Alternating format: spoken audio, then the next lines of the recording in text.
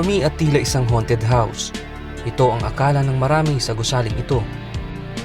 Ang mga bata, hindi na nga alam kung ano ito dati. Sira-sira na kasi ang mga pintuan at bubong at halatang hindi na napapangalagaan. Sa kalulus-lulus itong kalagayan, sino nga naman ba ang mag-aakalang ito ay ang estasyon ng isa sa mga piping saksi sa kasaysayan ng bayan ng May Kawayan?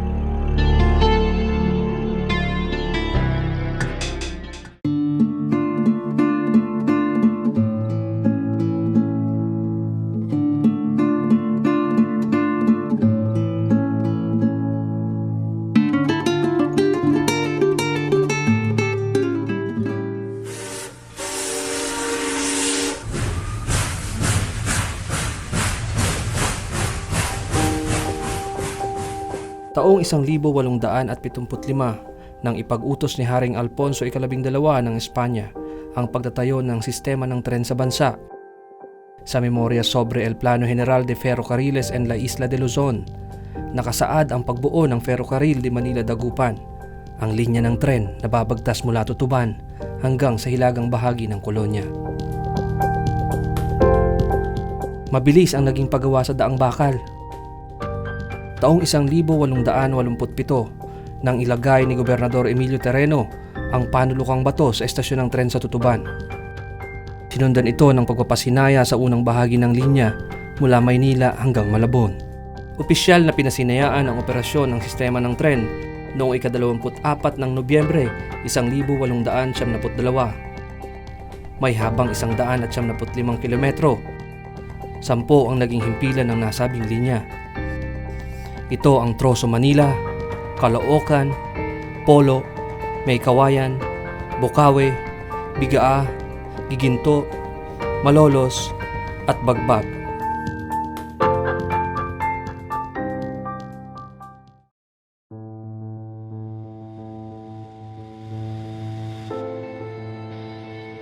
Kapansin-pansin na gawa sa tisa at hango sa disenyong English lattice ang unang palapag ng estasyon ng tren. At ang itaas na bahagi ay gawa sa matitibay na kahoy. Wangis nito ang isang bahay na bato. Halos puro bintana na yan lahat. Ilalim ng pasaman, we have the ventanilla, we have the bentana, and then we have the kalado. Makikita natin dun sa May Kawayan train station, present din yung mga architectural details na yon, yung architectural character ng bahay na bato.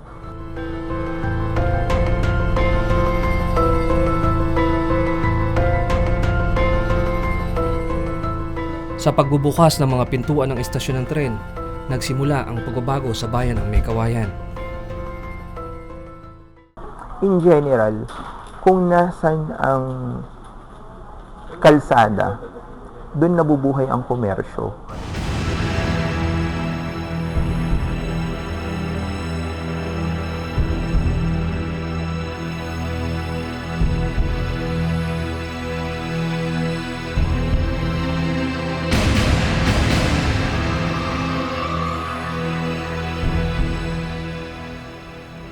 Sa pagputok ng digmaang Pilipino-Amerikano, kabilang ang bayan ng May Kawayan sa mga nagpadala ng mga anak nito para tumulong sa pakikibaka laban sa mga banyaga.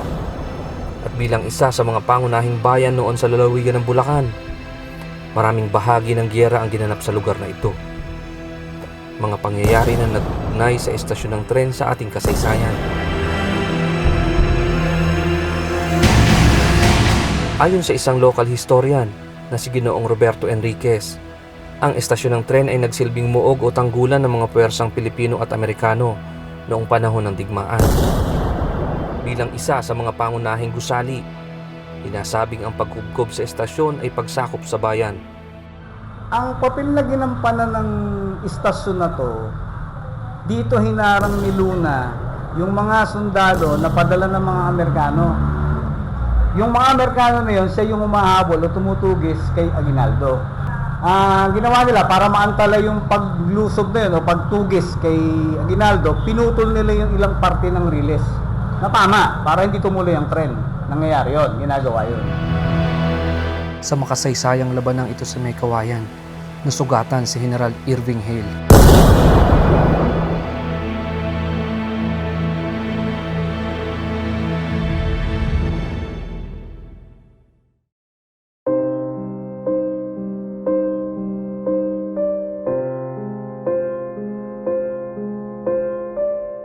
Ang kaugnayan ni General Luna sa estasyon ng tren sa May Kawayan ay pinatunayan ng isang mahalagang dokumento na ngayon ay tanyag bilang Artikulo 1. Ang Artikulo 1, actually Code of Conduct, Military Code of Conduct, lilitisin ka ng walang court martial kung gagawin mo yung labag ayon dun sa kautusan. Ang unang-unang ibinabawal dun sa kautusan ay pag-iispiya. Presidente! Presidente! Nakaunin namin sila sa kaso pag-ispiya! Dahil sila sa kumbento ng simbahan. Pangalawa, na pinakamabigat dyan, pang-aabuso sa kababaihan. Bukod sa mga nabanggit na krimen, nakasaad rin sa dokumentong ito ang pag-uutos na sunugin ang mga bayan na daraanan ng mga puwersang Pilipino na kilala bilang Scorched Earth Policy. Sugod! Huwag kayong masira ng loob! Isang karangalan na mamatay para sa bayan! Ngunit paano nga ba naiugnay ang dokumentong ito sa estasyon ng tren?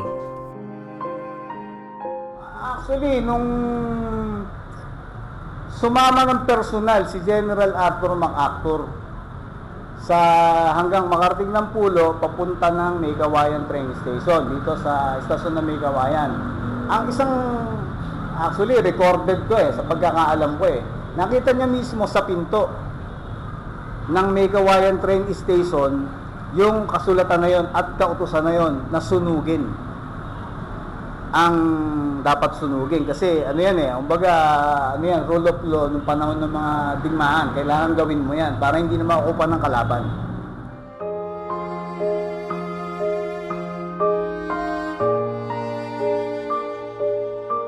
Ngunit sa gitna ng inakalang daan tungo sa pagsasarili, sumiklab ang ikalawang digmaang pandaigdig at pumasok sa kwento ng ating kasaysayan ang imperyo ng Hapon.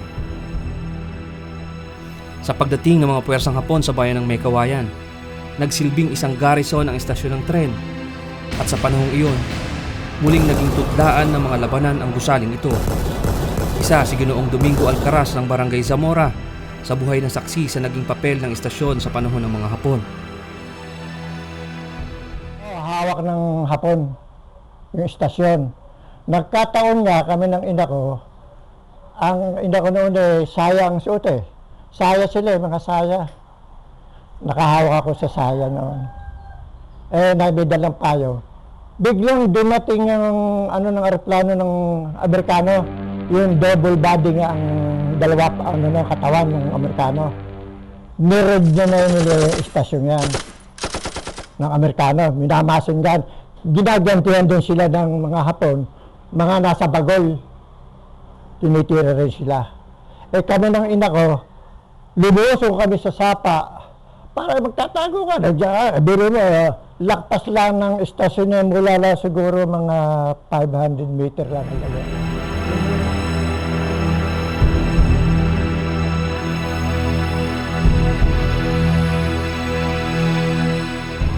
Nasaksihan ko hirap. Pati pagkain namin, babalita ko sa inyo. Yung binlid na pagkaan ng baboy, binlid yun hindi katumba na malapit na sa darak Niluluto ng ina ko yun. Parang biko, yun nakakanin na. Tapos, ang mga nilagang ng kinakain namin, tubig lang na may kangkong o may sigarilyas, walang kasawsaw yung bata, may sabaw kami. Walang kanin nyo, ilang buwan, walang kanin. Doon lang kami sa Lambake, nakakain ng kanin.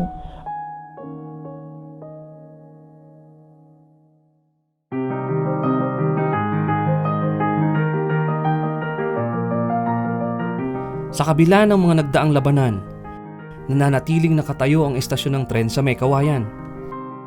Tulad ng kung paano naging matatag ang mga May Kawayanyo. Sa pagtatapos ng digmaan, muling binuksan ang ferrocarril de Manila-Dagupan bilang Manila Railway sa publiko at naging pangunahing paraan ng transportasyon ng mga tao.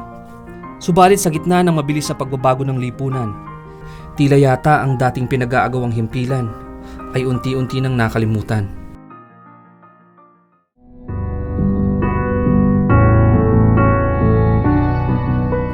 na napangalagaan ang estasyon. Pagkatapos ipatigil ng Philippine National Railways ang operasyon nito, kahit binabantayan ng mga gwardya, marami pa ring bahagi ng mga orihinal na bakal at kahoy nito ang nawala at ang paligid naging tapunan na lamang ng basura.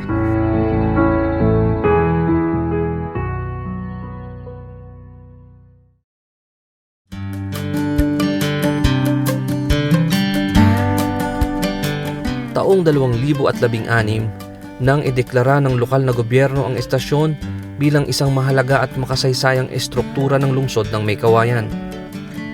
At noong taong 2017, sa ilalim ng Build Build Build project ni Pangulong Rodrigo Roa Duterte, inanunsyo ng Philippine National Railways ang muling pagbuhay ng linya ng tren mula Maynila hanggang Malolos. Sa mga inisyal na plano, ang bagong release ng tren ng PNR ay direktang dadaan sa kinatatayuan ng estasyon, kung kaya't kinakailangan itong tibagin. Subalit ayon sa batas, hindi ito maaari. Under RA 1006, RA 10066, otherwise known as the National Cultural Heritage Act of 2009, Article 3, Section 5, Letter F, structures dating at least 50 years old can be considered as important cultural property and must be protected from any modification or demolition. So definitely, ang Maykawayan Old Train Station will qualify as heritage structure. So walang doubt doon. Binago ang plano at nailigtas ang estasyon, at noong taong 2017, isinagawa ng Department of Transportation at ng Japan International Cooperation Agency ang isang groundbreaking ceremony upang pasinayaan ang muling pagbuhay nito. Isa itong malaking hamon, mahirap, magastos ngunit hindi imposible. Mahigpit ang pangangailangan na mailigtas ang makasaysayang gusali na ito, ngunit hindi lahat ay nakakaintindi. Minsan nga naman kasi, mas magastos at mas matrabaho pa ang pagbabalik ng isang lumang bagay sa dati kaysa sa paggawa ng bago. Subalit kung ganito ang paiiralin nating kaisipan, hindi kaya tila isinasabi na rin nating hindi na natin kailangan ng ating nakaraan? Hindi mo naman kailangan gastos na napakagarbo para bumalik sa dati niyang ganda ang isang bagay. Kailangan mo lang unang-una, yung pagmamahal mo dito, kailangan tanggapin mo kasi na kailangan ko ba to? Bakit? Ano bang papel nito sa buhay ko? Maaaring sa'yo ngayon wala. Pero sa mga ninuno mo, napakahalaga.